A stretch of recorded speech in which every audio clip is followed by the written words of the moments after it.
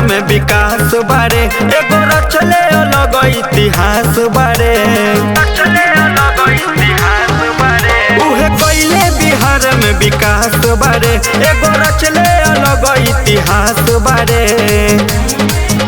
और इनका जैसन केहू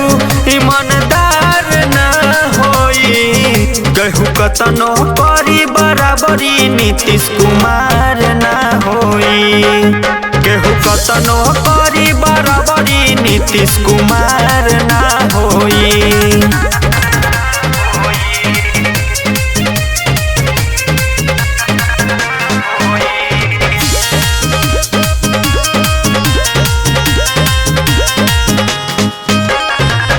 खुश बावे नीतीश सरकार में पहिले से ढेर बदलाव बा बिहार में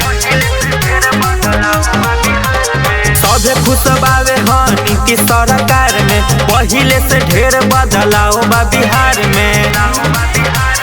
जहाँ देखो उजाला अंधकार ना होई केहू कतनो करी बराबरी नीतीश कुमार ना होई केहू कतनो करी बराबरी नीतीश कुमार ना होई।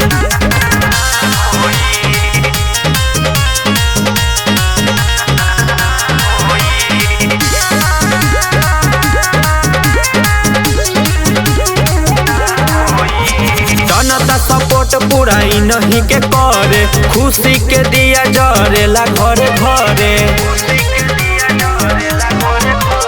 जनता सपोर्ट पूरा नहीं के करे खुशी के दिया जरेला घरे घरे कहे पवन प्रशांत भ्रष्टाचार ना होई